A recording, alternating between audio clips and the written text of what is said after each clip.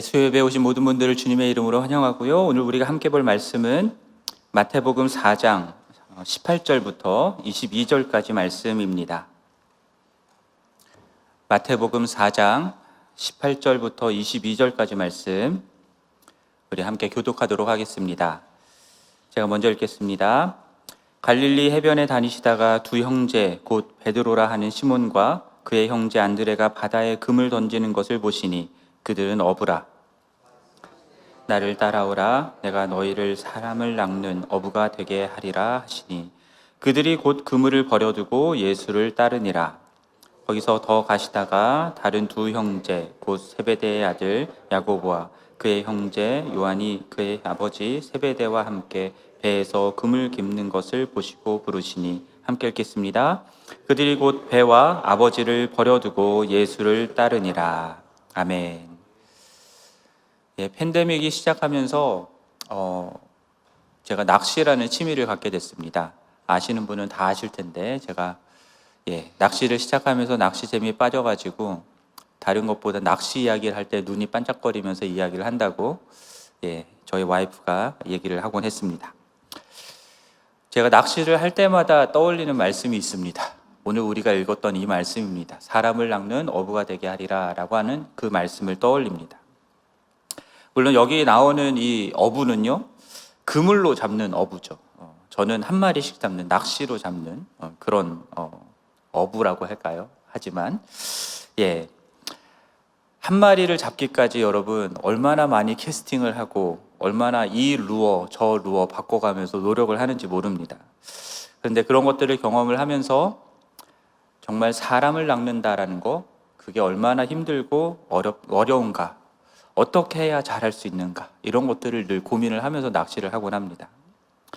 오늘 본문을 통해서 우리가 주님을 따르는 우리를 사람을 낚는 어부로 부르셨다라고 하는 이것을 함께 생각해 보기를 원하고요.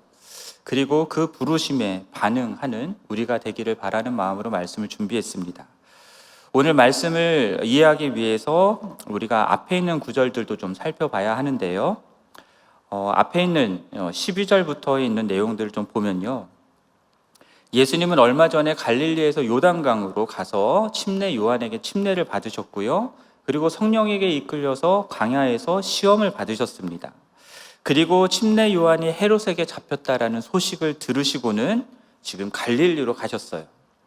나사렛을 떠나 새롭게 갈릴리 호수 북서편에 위치한 가버나움이라는 곳에 정착을 하셨고요. 이때부터 비로소 천국, 곧 하나님 나라의 복음을 선포하기 시작하셨습니다. 공생애를 시작하신 것이죠. 마태복음의 저자 마태는요, 15절 말씀과 16절에서 예수님이 갈릴리로 가서 하나님 나라 복음을 전하기 시작한 것도 이사야서에 나오는 이사야 선지자의 말씀을 성취하는 것이었다라는 것을 말씀하고 있는데요. 15절, 16절 말씀을 보면 이렇습니다. 스불론 땅과 납달리 땅과 요단강 저편 해변길과 이방의 갈릴리여, 흑암에 앉은 백성이 큰 빛을 보았고 사망의 땅과 그늘에 앉은 자들에게 빛이 비치었도다. 이렇게 말씀하신 이 말씀 그대로 예수님은 갈릴리 지역에서부터 회개하라, 천국이 가까이 왔노라 라고 선포하셨고, 모든 병든 자들과 모든 귀신 들린 자들, 약한 자들을 고치시는 사역들을 하셨습니다. 이스라엘 땅의 북쪽인 갈릴리 지역은요, 동쪽, 서쪽, 북쪽으로 다 이방 나라들과 인접해 있는 지역입니다. 그렇기 때문에 북쪽 지방에서 이방 민족들이 침략해 들어올 때 가장 먼저 공격을 받던 곳이었습니다.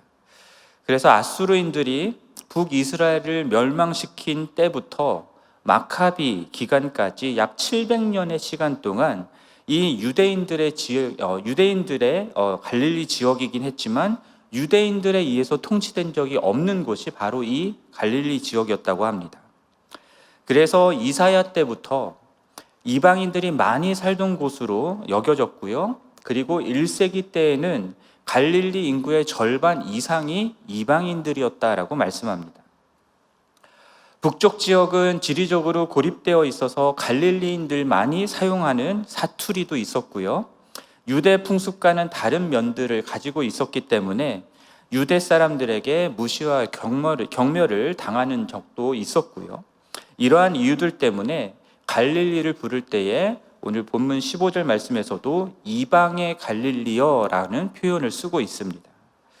유대인의 왕으로 오신 예수가 예루살렘에서부터가 아니라 이방의 갈릴리라 불리는 지역에서부터 사역을 시작하셨다라는 점은 매우 의미심장한 것이죠. 마태는 이미 예수 그리스도가 사역의 시작에서부터 땅끝 곧 이방인들을 향한 사역, 선교 사역을 하셨다라는 것을 구약 성경의 성취로 지금 설명을 하고 있다라는 것을 우리가 보게 됩니다. 그리고 16절 말씀을 보면은 흑암에 앉은 백성이 큰 빛을 보았고 사망의 땅과 그늘에 앉은 자들에게 빛이 비치었다라는 말씀을 합니다. 흑암에 앉은 백성, 사망의 땅에 그늘에 앉은 자들은 누구를 말하는 걸까요? 이사야서에서 백성이라고 나오는 이 단어는요, 이스라엘을 의미하는 것이었습니다. 하지만 오늘 본문 속에 나오는 이 내용은 유대인들, 이스라엘 사람들만이 아니라 이방인들을 포함하여서 죄와 사망과 사단의 권세 아래 놓여 있는, 그래서 고통 중에 살아가고 있는 모든 사람들을 뜻하는 것으로 보아야 합니다. 왜냐하면 4장 23절부터 25절까지 나오는 내용들을 보면요, 예수님이 사역을 하셨던 것들을 세 가지로 표현하고 있는데, 하나는 가르치시는 것을 했고, 천국 복음을 전파하셨고, 그리고 백성 중에 모든 병과 모든 약한 것을 고치셨다라는 말씀을 하고 있어요. 여기서 모든 백성의 병과 모든 약한 것들 고치셨다라고 말씀하는데, 그런데 그 이후에 나오는 내용들을 보면은 단순히 이스라엘 사람들만이 아니라 이방인들까지를 포함해서 고치셨다라는 사실을 우리가 알게 됩니다. 예수님이 유대인들을 대상으로 사역을 하셨다라는 것은 분명한데, 그 소문이 온 수리아에 퍼지면서 갈릴리, 데가볼리, 예루살렘과 유대와 요단강 건너편에서까지 유대인들만이 아니라 이방인들까지 몰려와서 예수님의 고침을 받고자 했던 것입니다. 각종 병에 걸려서 고통당하는 사람들, 귀신 들린 사람들, 간질하는 사람들, 중풍병자들, 수많은 사람들이 예수님에게 나와서 고침을 받았습니다. 모든 병과 모든 약한 것들은 죄와 사망의 권세, 흑암의 권세 아래 놓여 고통받는 사람들, 그 사람들의 실체라고 할 수 있습니다. 예수 그리스도는 흑암에 앉은 백성들, 사망의 땅의 그늘에 앉아 있는 그 사람들에게 빛으로 오신 것이고요, 그들을 흑암의 권세 아래서 구원하여서 하나님의 나라로 옮기기 위해서 우리들에게 오신 분이십니다. 이것을 골로새서 1장 13절 말씀에서 이렇게 바울이 표현합니다. 그가 우리를 흑암의 권세에서 건져내사 그의 사랑의 아들의 나라로 옮기셨으니 그 아들 안에서 우리가 속량 곧 죄사함을 얻었도다. 여러분, 이 예수가 누구이십니까? 하나님의 아들이시고 그리스도이십니다. 예수님은 이 땅에 그리스도요 왕으로 오신 것입니다. 로마 제국의 세상 아래에 놓여서 고통받는 이스라엘 나라를 회복하기 위해서 오신 것이 아니라 죄와 사망과 사탄의 권세 아래 고통받는 온 세상을 구원하시기 위해서 오신 것입니다. 힘과 권력, 부를 가지고 기독교 나라를 이루려고 한 것이 아니라 십자가에 못 박혀 죽으시고 부활하심으로 하나님 나라를 이루기 위해서 우리 가운데 오신 분이십니다. 그래서 17절 말씀에서 무엇을 말씀하시냐면, 예수님이 비로소 복음을 전파하시는데 그 복음의 내용이 무엇입니까? 회개하라, 천국이 가까이 왔느니라. 죄와 사망과 사탄을 물리치고 흑암의 권세에서 당신의 백성들을 구원하여 내실 하나님 나라의 왕으로 오신 이 예수 그리스도가 이 땅에 오셨다라고 하는 것을 무엇이라고 표현하냐면 천국이 가까이 왔다라고 표현하고 있는 겁니다. 이 땅 가운데 하나님의 나라, 예수 그리스도가 통치하는 그 통치가 임했다라고 하는 것을 말씀하고 있는 것이죠.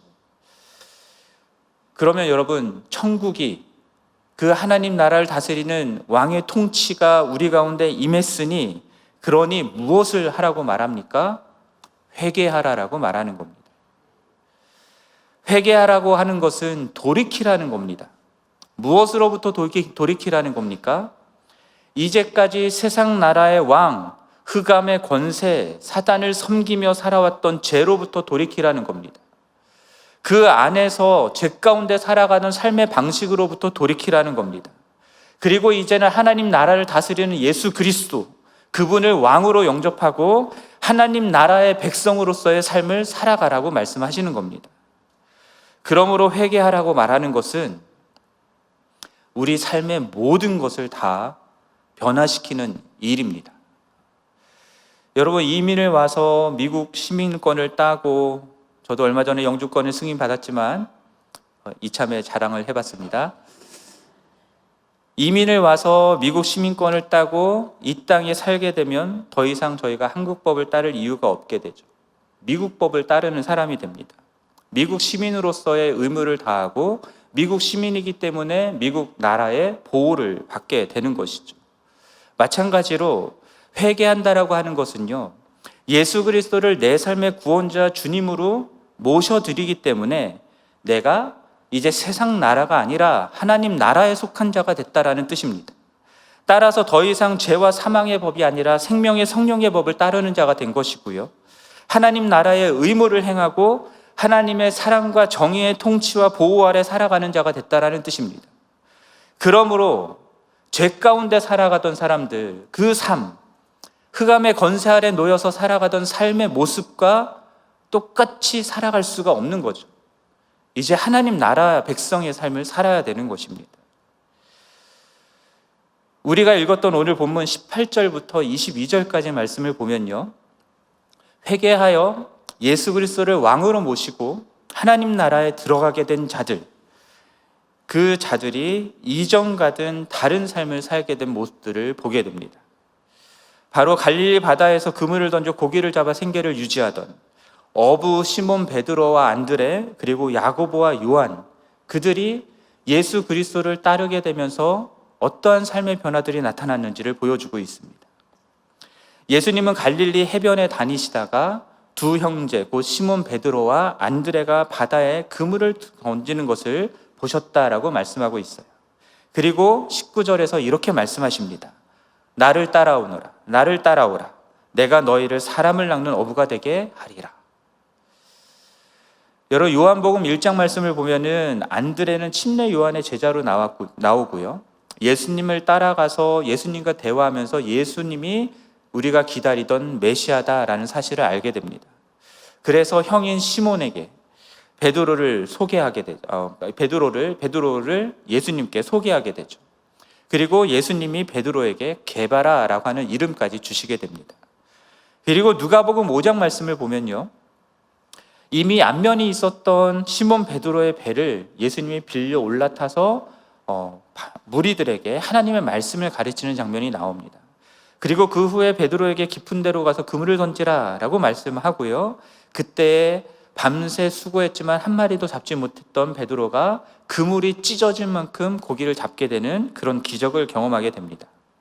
그 사건으로 인해서 베드로는 예수님 앞에서 자신의 죄인됨을 고백하게 되고요, 예수님은 무서워 말라라고 말씀하시면서 이제 후로는 사람을 취할 것이다 라는 말씀을 하세요. 사람을 취할 것이다 라고 말씀하신 이것이 오늘 본문에서는 사람을 낚는 어부가 되게 하리라 라는 것으로 표현된 것입니다. 마태복음에서 마태는요, 이러한 모든 내용들을 생략하고 단도직입적으로 예수님이 베드로와 안드레를 보시고는 말씀을 하십니다. 나를 따라오라. 내가 너희를 사람을 낚는 어부가 되게 하리라 라는 그 말씀을 단도직입적으로 하는 것으로 표현하고 있습니다. 여러분, 보통 스승을 따라가는 사람들을 제자라고 부르죠. 그리고 보통 제자가 자신이 모시고 배울 스승을 찾아가서 나를 제자로 받아주십시오 라고 말하는 것이 상식입니다. 그러면 스승이 그를 받아들일지 말지를 결정하게 되는 거죠. 그러나 예수님은 반대로 스승인 자신이 원하는 제자를 찾아가서 부르시고 있습니다. 예수님의 부르심에 베드로와 안드레 그리고 야고보와 요한이 받아들일지 말지를 결정하게 되는 입장인 거예요. 하지만 예수님은 그렇게 하셨습니다. 예수님이 이 땅에 오신 것부터가 그렇습니다. 온 세상을 창조하시고 다스리시는 하나님의 아들, 왕으로 오신 그분이신데 우리가 불러서 온 게 아니잖아요. 우리가 와달라고 요청해서 온 게 아니잖아요. 주님이 먼저 우리를 찾아오신 것이죠. 죄인된 우리로서는 도저히 찾을 수도 없고 다다를 수 없는 그 하나님의 영광에 이를 수 없는 죄인이기 때문에 그런 우리와 하나님 사이를 잇기 위해서 주님이 먼저 우리 가운데 찾아오신 것입니다. 우리를 부르신 것입니다. 은혜인 것이죠. 그럼에도 예수님은 사람들이 그를 받아들일지 말지를 결정하게 하시는 겸손하신 왕이십니다. 그래서 사람들의 경배와 찬양을 마땅히 받으셔야 될 그분이시지만 결국에는 멸시와 조롱을 당하시고 십자가에 못 박혀 죽임을 당하는 일을 당하신 것입니다. 여러분, 예수님이 아무리 좋은 뜻으로 나를 따라오라 라고 말씀을 하셔도 베드로와 안드레, 야고보와 요한이 싫은데요? 라고 하면 그만인 겁니다. 그런데 예수님은 그러한 수모를 당할 수도 있지만 먼저 그들을 찾아가셨고 그들을 부르시는 모습으로 오늘 본문 속에서 나타납니다. 저는 오늘 본문 속에서 예수님이 다가오셔서 우리를 부르시고 제자를 부르시고 그 제자가 예수님의 부르심에 응답하여 나가는 이 모습을 통해서 모습 속에서 앞서 말씀드렸던 나를 따라오라라고 말씀하시는 그 말씀이 회개하라라고 하는 말씀과 다르지 않다라는 생각을 해봅니다. 이제부터 세상을 따르지 말고 하나님 나라 왕이신 예수 그리스도를 따르라라고 왕이신 예수가 나를 따라오라라고 말씀하시는 거잖아요. 그러면 왕이신 예수가 말씀하는데 거역할 수 있겠습니까? 회개하지 않고 예수 그리스도를 받아들이지 않으면 어떻게 됩니까? 구원을 받지 못하는 것이죠. 예수를 따르지 않으면 구원받지 못하는 것입니다. 그래서 제가 자주 말씀드리지만 예수 그리스도를 믿는 신자가 되는 것과 예수 그리스도를 따르는 제자가 되는 것은 다르지 않습니다. 예수 그리스도를 믿어 구원받은 모든 그리스도인들은 단 한 사람도 예외 없이 예수 그리스도를 따르는 제자입니다. 그러므로 예수를 나는 믿기는 하지만 예수를 따르는 제자는 아니에요 라고 말할 수가 없습니다. 더 이상 이 세상의 왕을 따르지 않고 이제부터 예수 그리스도를 내 삶의 유일한 구원자와 주인으로 왕으로 모시고 살겠습니다라고 하는 것이 회개라고 한다면 나를 따라오라라고 말하는 것과 다르지 않기 때문입니다.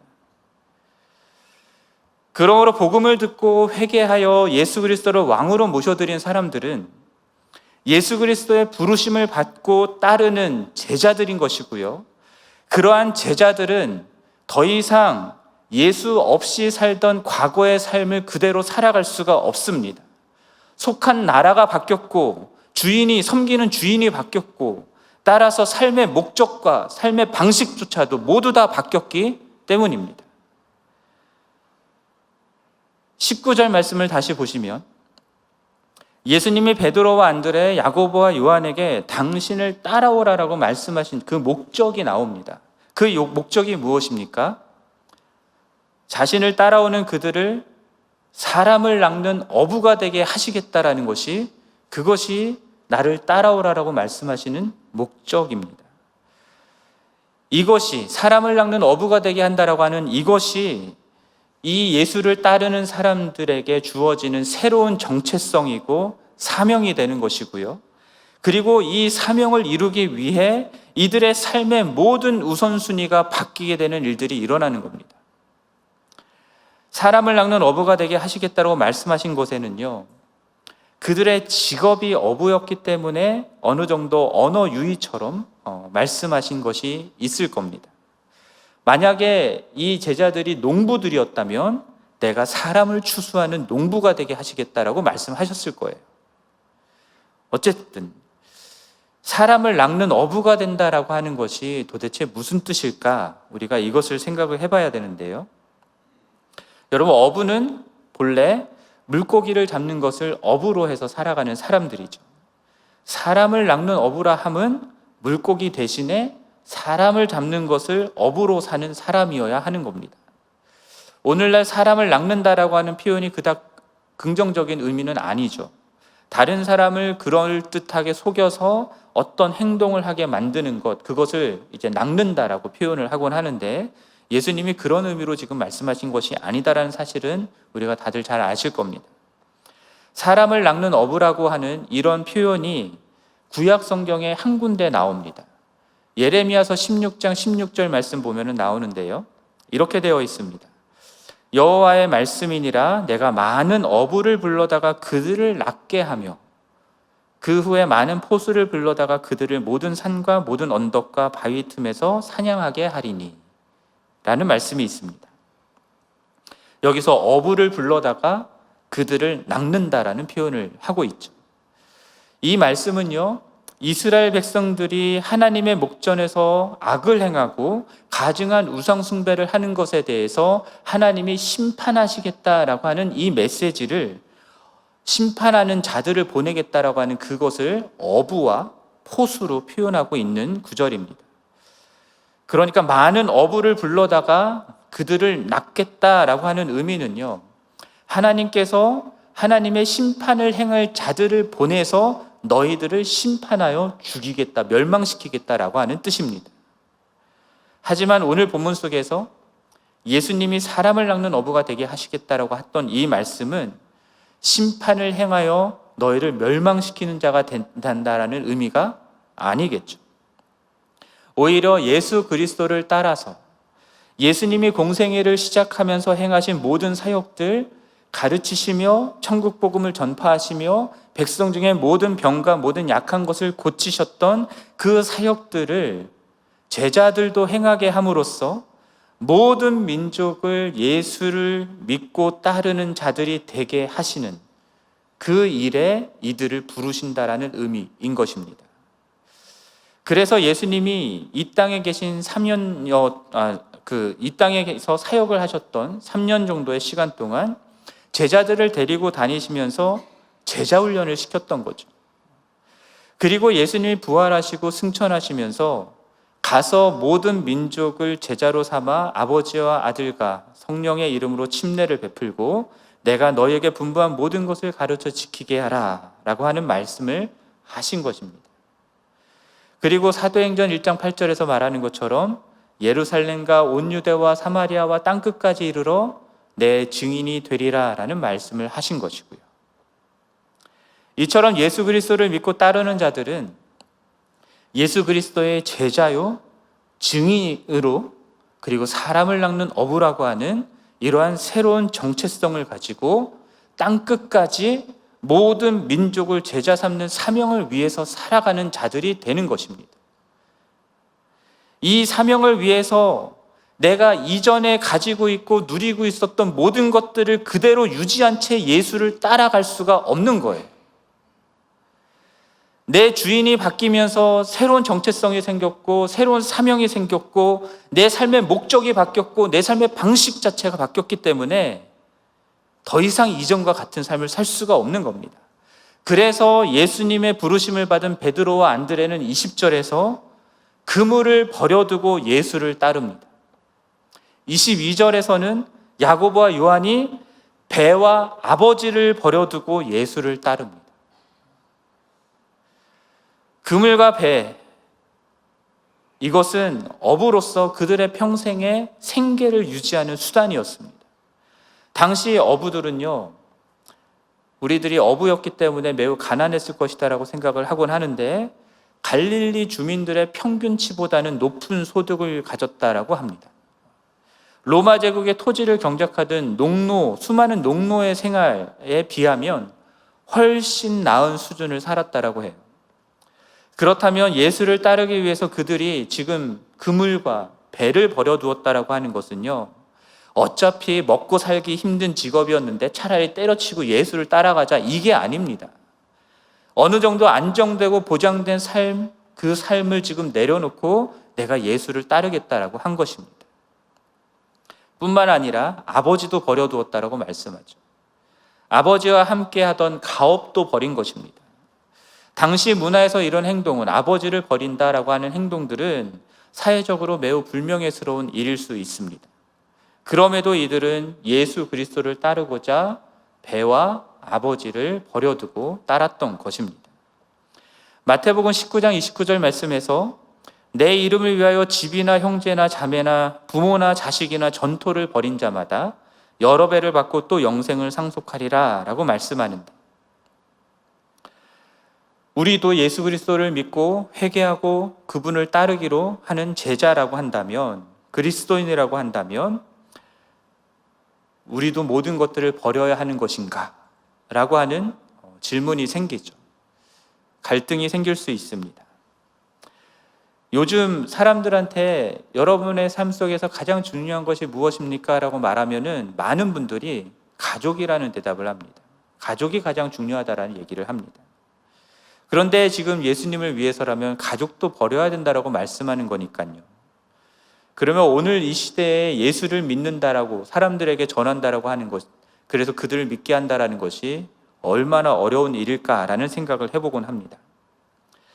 그런데 예수 그리스도를 영접하고 그를 따르는 제자가 된다라고 할 때, 이것은 정말로 예수 그리스도를 위해서 모든 것을 버리는 것을 요구합니다. 저는 이 기준을 낮추고 싶지 않습니다. 누가복음 14장에서 예수님이 자기 부모와 처자와 형제와 자매와 자기 목숨까지 미워하지 아니하면 능히 내 제자가 되지 못하고, 자기 십자가를 지고 따르지 않는 자도 능히 내 제자가 되지 못한다라고 말씀하시는데, 그러면서 무엇을 말씀하시냐면, 망대를 세우고자 하는 자는 그 비용을 계산해야 된다. 다른 임금과 싸우러 나가는 자는 내가 가진 군사로 싸움에 이길 수 있는지를 헤아려 보아야 한다라는 것을 말씀하십니다. 예수 그리스도를 믿고 따르는 제자가 된다라고 하는 것에 따르는 그 대가, 그것이 얼마나 큰지를 비용을 계산해 보라는 것이죠. 그런데 예수 그리스도를 믿고 따른다라는 것은 우리의 모든 것을 버리는 것을 요구합니다. 단순히 가족과 재물과 목숨만 버리는 그런 의미가 아니라 우리의 전 존재를 우리의 왕이신 예수 그리스도께 양도해야 된다라는 겁니다. 내 삶의 주권을 그리스도께 드려야 된다라는 의미입니다.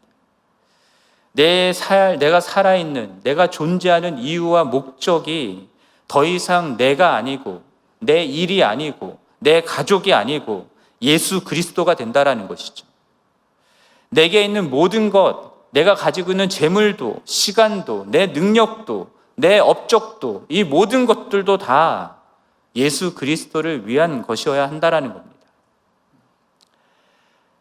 여러분, 하나님이 우리를 위해서 모든 것을 내어주셨잖아요. 그분은 당신 자신, 예수 그리스도를 우리를 위해서 내어주셨잖아요. 그런데 그것에 비하면 우리가 하나님을 위하여 드린다라고 하는 그것이 얼마나 작습니까? 그것이 우리에게 있어서 아무리 커도 하나님께는 얼마나 작은 것이 될 수밖에 없는지를 생각해 보게 됩니다. 그러나 모든 것을 버려야 한다라는 말씀이 모든 그리스도인들이 모두 다 전임 사역자가 되어야 되고 목회자가 되어야 되고 선교사가 되어야 된다라고 하는 말은 아닙니다. 여러분들 왜 사십니까? 여러분 무엇을 위해서 사십니까? 무엇을 위하여 일하시고 무엇을 위해서 돈을 쓰시고 무엇을 위하여 시간을 사용하십니까? 예수 믿기 전에는 나와 내 가족의 안위와 풍요로운 삶을 위해서 열심히 일하셨을 수 있습니다. 하지만 이제는 예수 그리스도를 믿고 따르는 자가 되었기 때문에 예수를 위하여 일하는 자가 되어야 되는 것이죠. 하나님이 내게 주신 시간과 물질, 재물들, 그것들을 주님이 원하시고 찾으시는 하나님 나라를 위해서 사용해야 되는 것입니다. 온 세상에 잃어버린 영혼들을 위하여 그들을 구원하기 위하여 써야 되는 것이죠. 예수님을 위해서 예수님처럼 살면서 땅끝까지 복음을 전하고 하나님 나라를 이루는 것에 우리의 삶의 초점이 맞춰지면서 그것 중심으로 우리 삶의 모든 것들이 재정렬되는 일들이 일어나야 된다는 거예요. 물론 한순간에 이루어지진 않겠죠. 그러나 우리의 신앙의 연수가 계속되면 계속될수록 하나씩 하나씩 재정렬되는 일들이 일어나야 된다라는 겁니다. 정말로 이제 곽대선 목사님이 5월 말로 이제 사임하시고 IMB 선교사로 파송되게 되는데, 곽대선 목사님처럼 타문화권으로 가는 선교사가 되는 것도 당연히 필요한 일이죠. 어떤 분들은 그러한 소명을 받고 정말로 그렇게 나가야 되는 것입니다. 그러나 모든 사람들이 다 그래야 되는 건 아니고, 지금 내가 여기 살고 있는 이 자리에서 예수 그리스도께서 우리를 부르신 사람을 낚는 어부가 되게 한다라고 하셨던 그 사명에 맞게 살아가는 것들이 필요하다라는 겁니다. 그렇기 때문에 내가 하는 비즈니스에 찾아오는 사람들, 나 돈 벌어주는 사람들이 아니라 주님이 나에게 보내주신 잃어버린 자들일 수 있는 거죠. 주님이 나에게 허락하신 나의 비즈니스에 함께하는 조공원들, 내 동료들, 그들에게 주님이 복음을 전하라 나에게 붙여주신 사람들이라는 생각을 가지고 일을 해야 하는 것입니다. 매일의 삶에서 만나는 이웃들, 주변에 있는 사람들, 친구들, 예수 그리스도께로 인도하고자 그들을 위해 기도하고 그들의 삶에 관심을 가지고 먼저 다가가고 손을 내미는 그런 일들이 그들과 함께 재밌게 어울리고 놀고 하는 즐기는 것보다 우선되어야 된다는 거예요. 정말로 여러분들의 관심사는 무엇입니까? 예수 그리스도를 따르는 자들은 사람을 낚는 일, 사람을 구원하는 일, 이 일에 온통 관심이 있어야 된다는 겁니다. 그것을 위해서 예수님이 여러분들을 부르신 거예요. 그 일을 위해서 예수님이 여러분들을 구원하신 것입니다. 주님이 우리에게 오셔서 예수님을 믿게 하시고 당신을 따르는 제자가 되게 하신 목적은 우리로 천국 가게 하시기 위함이 아닙니다. 당연히 예수를 믿으면 구원받고 천국을 가죠. 그러나 그것을 위해서 우리에게 오셔서 우리를 부르시고 우리를 제자 삼으신 것이 아니라 우리로 사람을 낚는 어부가 되게 하시기 위해서 우리를 부르신 것입니다.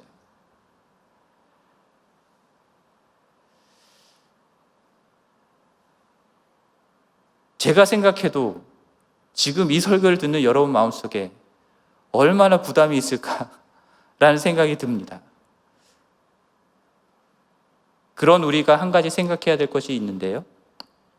그것이 무엇이냐면 우리가 사람을 낚는 어부가 되는 것은 우리에게 달려있는 일이 아니다라는 사실입니다.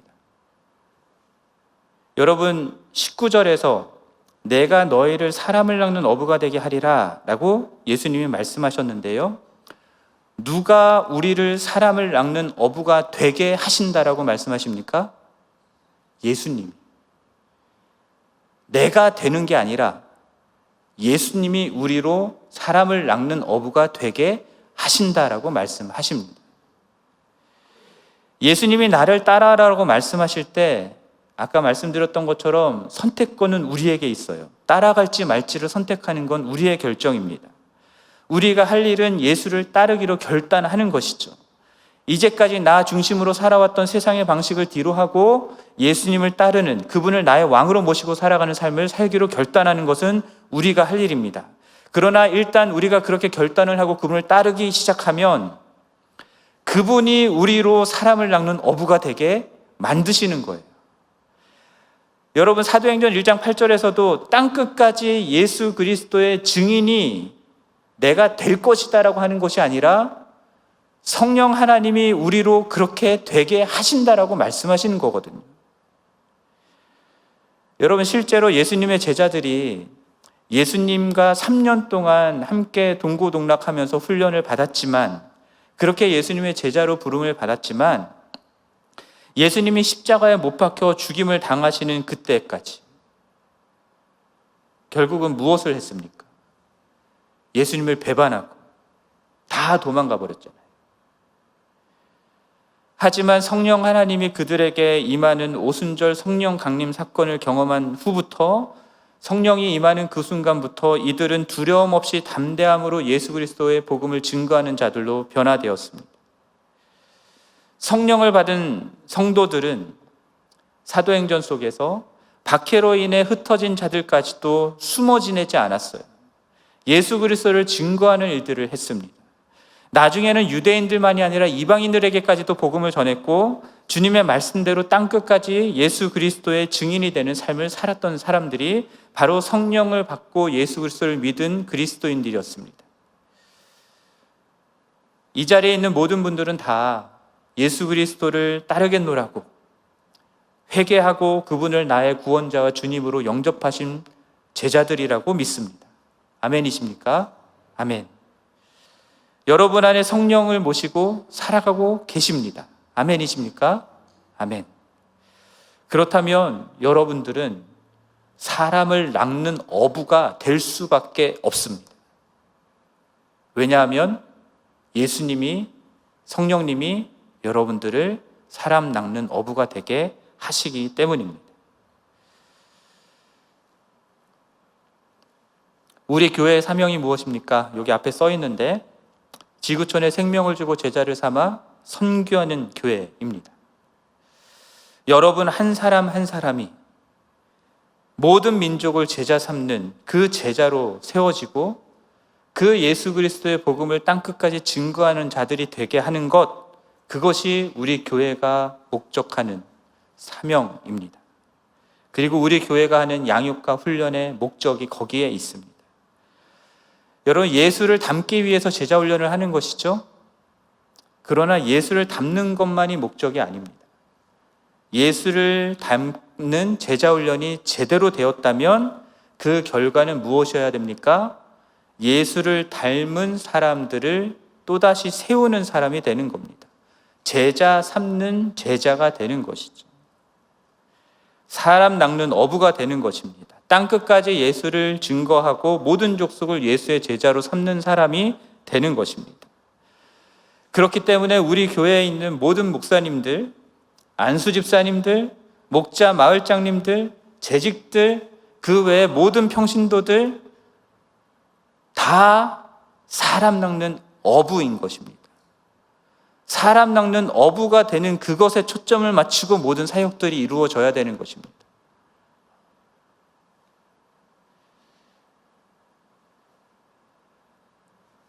여러분, 예수를 따르는 제자는 사람을 낚는 어부임을 기억하시기를 바랍니다. 우리가 따르는 예수 그리스도께서 우리를 사람을 낚는 어부가 되게 하신다라는 것을 믿으시기를 바랍니다.